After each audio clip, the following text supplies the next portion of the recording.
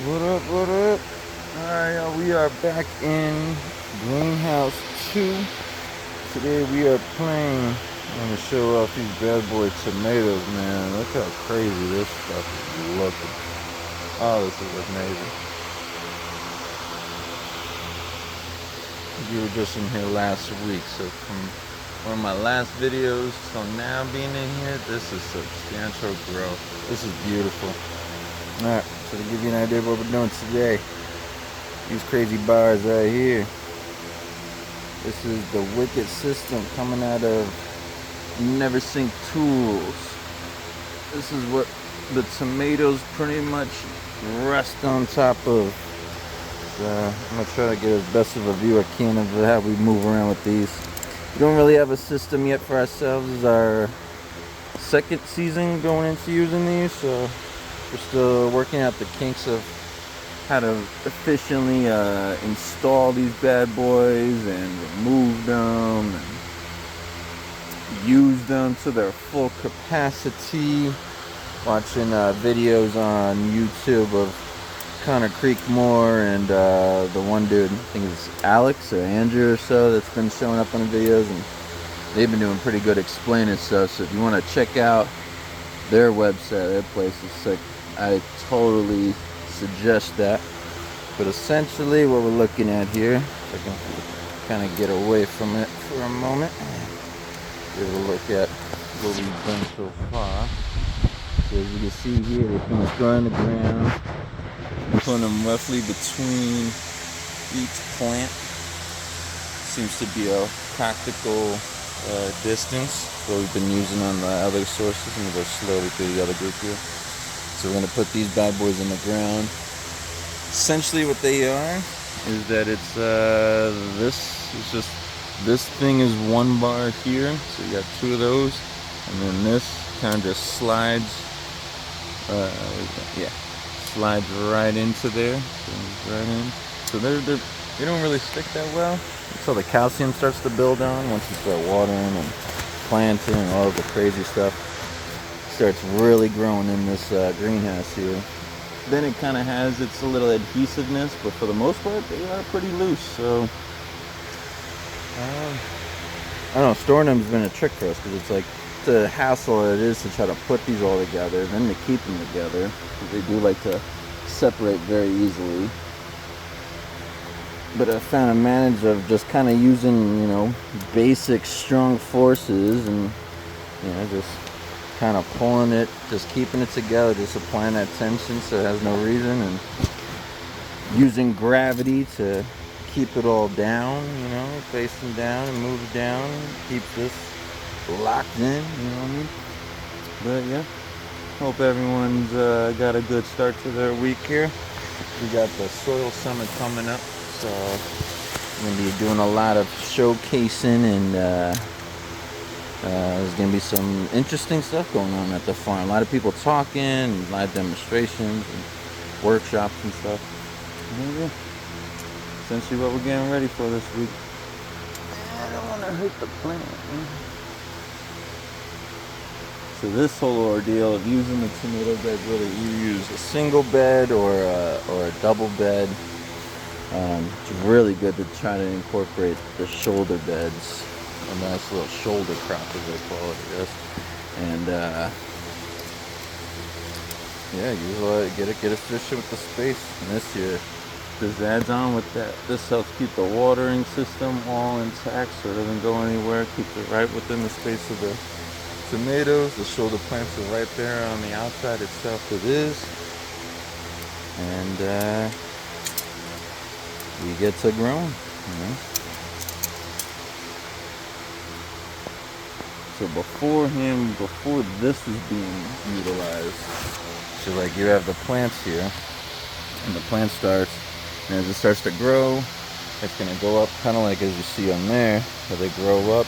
You have the string, it'll be attached to the string, and then it only goes up so high before we start to taking on that diagonal.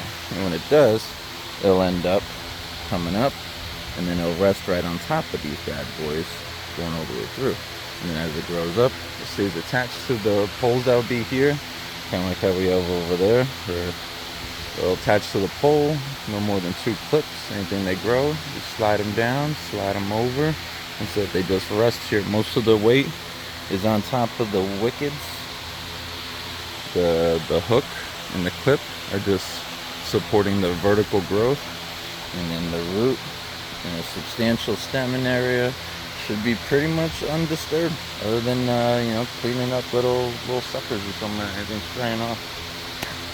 It's a really cool system. Because before, and you would have had it where they would have, you know, maybe climbed up to the pole still like so, but without the wicket here, they would have been grown on a slant. But then because of all the weight going on the hook here, it really wasn't doing much, and all that sinks in the middle, and so next thing you know, your whole tomato plant's just laying on the ground. And then that's how you run into pests and disease, spoiled crops and such. And you don't want that. You don't want that. Stick with me around for this last bed. We're trying to move a little faster, less talking, I guess, but you get the gist of what we're trying to do. See, like one of these, they fell apart, so you just go and slide that sucker back in there, and that's about it. That's about it.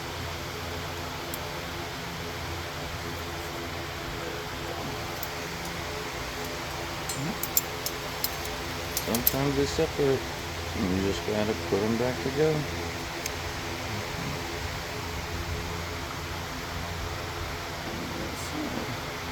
You don't have to be perfect measurements. You don't have to be perfectly in between the tomato plants. Oh, the tomato plants aren't even perfectly separated. I mean, they should be. You should make that effort. But that's nature. Nature gets messy. And that's what we kind of want to, you know, replicate in this bad boy here. That natural ordeal of this organized chaos, in a sense. And it really melds that line between chaos and order, where life can be found, in a sense.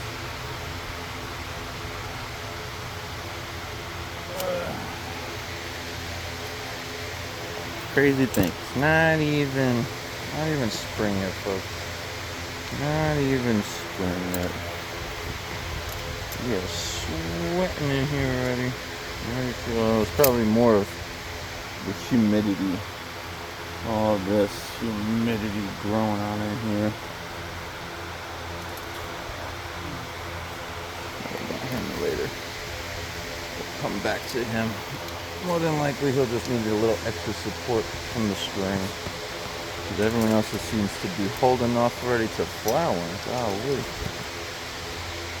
I mean, we may see some tomatoes come the end of April already. That's good. Good. In this game, you want to be, you know, you want to have an ample amount ready to go come market.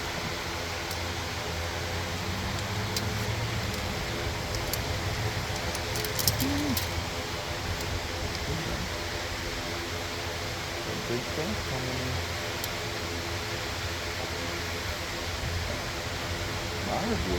Oh boy. It's about to get fun in here, folks. Oh boy. Let me hurry up with this. It may be needed elsewhere.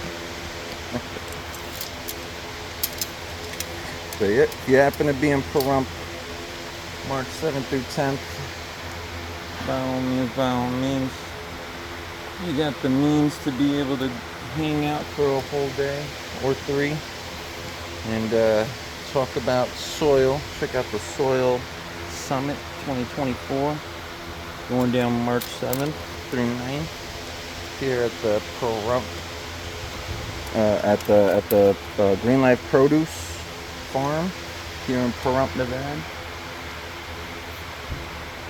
Definitely check it out. I know they got tickets online. I know it's a ticket event. Quite a bit, so yeah. I guess for these things, it's for the information that you get, I guess it's very, very valuable. Can't imagine a lot of laymen wanting to come in and talk about soil. Can't imagine people even knowing much about it. There's a lot more to it other than just being considerably dirt, you know? That's alright. Listen, we gotta educate more people. It's crazy to think. They say what? You know how statistics go, but essentially, it's like 350 million farmland acres are pretty much up for grab in the next 20 years. You know, through the generations being substantially bottlenecks in the food production industries. I mean, yeah, there's cheap land that will need work, and then there's very, very valuable fertile land, but in this weird way, people just can't afford the land, but we need the food. We need more small farms. We need more bug farms too. That's a different story. I'll get into that later on. Sometime this year we'll get into that. Actually, got a whole thing on bug farming that I think we'll get a kick out of this year. I think the chickens will get a kick out of it. Anybody, you know?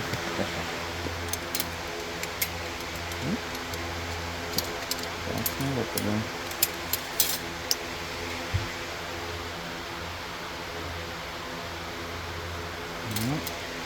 One more for the crowd.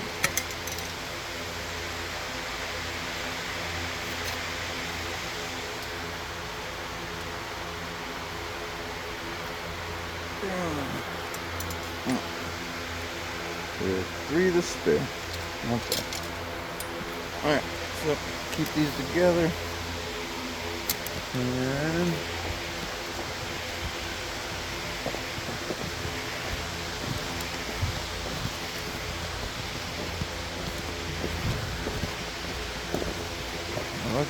look at the beats, man. This is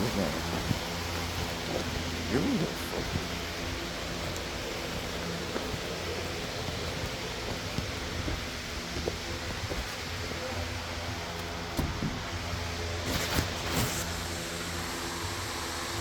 Alright, y'all.